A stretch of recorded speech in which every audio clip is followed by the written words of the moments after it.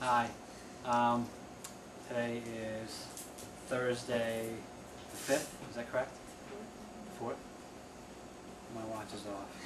Arnold's not here today, so I'm making this video.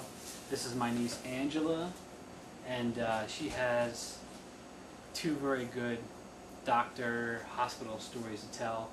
We discussed it before, and I told her these stories are good, and I think we should make a video and we'll post them up on Arnold's YouTubes. And Arnold will get a good kick out of this. So start with a small story first about going to the doctor, Okay. and then we'll go to the bigger one. Alright. So I just moved out of my parents' house, and so I was around 18, and I was getting a lot of headaches. So I decided to go to the doctors, even though I really hated going to the doctors because they never helped me in the past. I decided to go. And I talked to a doctor, and I was telling her about my headaches, and she asked a few questions, and then she just prescribed a medication for me.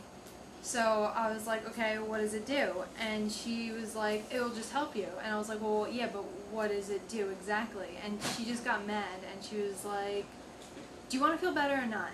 And I was like, yeah, I guess so. So she gave me the prescription and told me to leave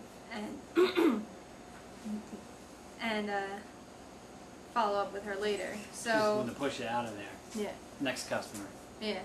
So I took the prescription home and I looked it up with some people, and we were looking at the symptoms and it had, or the side effects of the medicine, and it had nothing to do with what could help me. Like, the side effects were just so ridiculous. Even if it made my headaches go away, it wouldn't have even mattered. Like, it would make you overly tired, make you very unfocused. Those were all the side effects I remember.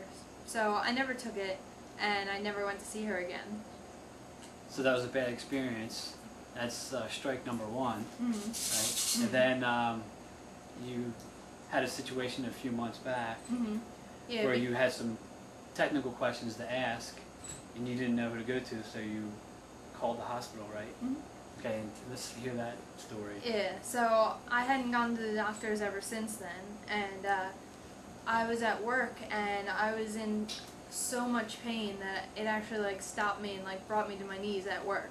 So I decided to leave work, and I called the hospital and I asked if I could talk to someone, get their opinion, and they told me that they can't give any information over the phone, that I should come in and then I could talk to someone. No, this was, I was having stomach aches, really bad stomach aches. So I was really, really sick, and they said, well, if I can't drive, then I should go call an ambulance to come pick me up. But I decided not to do that. So I drove to the hospital, and I checked in, and when someone came out to talk to me, they brought me into a room, and I wanted to ask them questions, but they're like, well, let's just get these tests done first. So they had to take the blood pressure, you know, I don't know, temperature, ask the normal questions that they ask, you know, are you pregnant and stuff like that. And I was like, no. And they're like, all right, well, let's bring you into a room. I was like, well, can I just talk to someone? They're like, yeah. 'Cause you just had a question. Yeah. I just wanted, I was like, You can I wanted tell you my information. symptoms and then you can tell me what you think? And they're like, well, let's bring you to a room. So they brought me into a room, which I didn't know at the time. They crossed me over into the emergency room. So they brought me into a room and they had me sitting in the room for a while, and then they had another nurse come in. And so I wanted to talk to her, and she's like, well, alright, just tell me what's going on. She's like, alright, but I'm not your doctor, so we're going to do some tests, and then we'll see if we can get a doctor in for you. And it was like the same kind of things, you know, you got blood pressure, you know, you get, are you pregnant, stuff like that. And I was like, no, I'm not pregnant, I just don't feel well, can I talk to someone? And they're like, hold on. So she left, I waited for like 45 minutes, a different nurse comes in, says that, you know, they're going to test to make sure I'm not pregnant, which I knew for a fact I wasn't pregnant. Right. So, But that's, you know, that's the little, extra for the bill, though. Keep yeah, going. the little, you know, pee in a cup test and stuff like that. Right. They, then they took some blood tests, then they decided that they were going to put saline in my arm. I don't know why. They wouldn't tell me why. They wouldn't let me ask any questions. I finally, after like maybe the third or fourth nurse came in, I finally told some symptoms, and they said they were going to get the doctor. So I got a doctor. They took some other tests, and I wish I could explain what these tests were, but I had no idea what they were for. Nobody would tell me. At one point, there was two nurses and a doctor in the room taking tests and doing stuff that didn't make sense to me at all. Wasn't the doctor that was actually even supposed to come in the room. So all three of them left, and then they brought someone in to take me down to the x-ray room. And they wouldn't tell me why I needed an x-ray. They said, oh, it's just procedure, don't worry about it.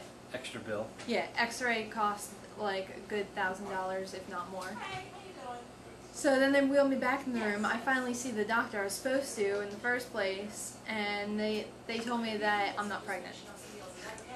I was like, thank you, I know that.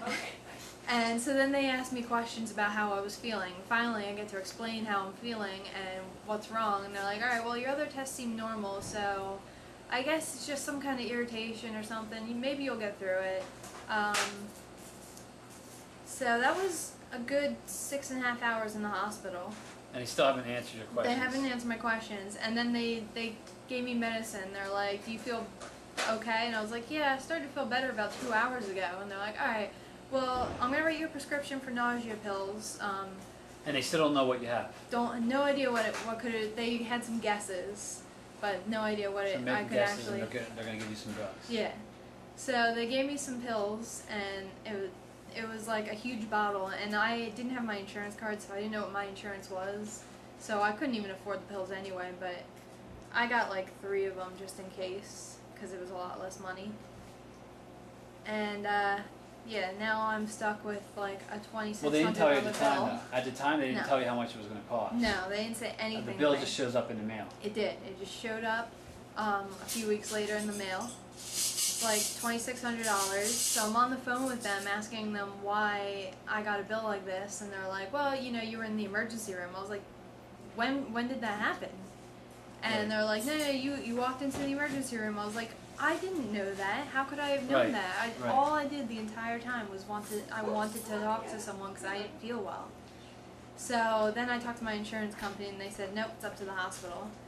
So I talked to the hospital again, and they just were not going to make any like exceptions for me. They said, well, the only thing we can do is put you on a payment plan. I'm like, you realize you guys never helped me or answered my questions, and you never told me that you were going to take me to the emergency room.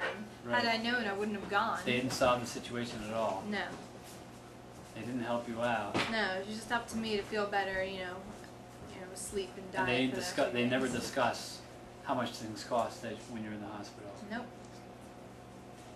And then when you try to ask questions, they kind of push you to the side. Mhm. And they're like, well, that's not me. Let's get another doctor in here, confuse you or something. Right, right. They have a bunch of stuff going on. Then they give you some kind of prescription, and then you ask them what it's for, and they're not quite sure, and you don't know why you're getting the drugs.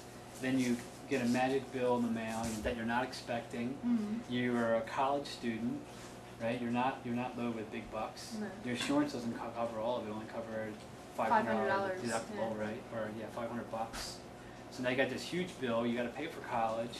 You're not fully on your own yet. Mhm. So they kind of, it seems like they took advantage of you. Like they, there's no parent there.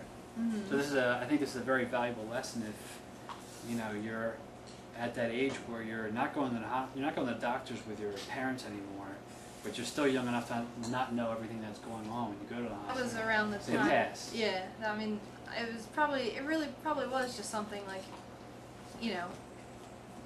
Something you ate. yeah, or, it could have been anything, Right. But yeah, I was fine the next day. But yeah, it was just But like the a hospital 24-hour didn't thing. fix that. No. But they did fix your bank account because you owe them a couple grand. Yeah. Right, so I want to hear about what she's doing now. Like, what about your diet? What about? Well, yeah, you did change your diet. I did. Yeah. I mean, after And- going through a couple of things like that. And you don't get headaches anymore, right? No, my headaches are gone. And yeah, I haven't had stomach issues like that in a long time.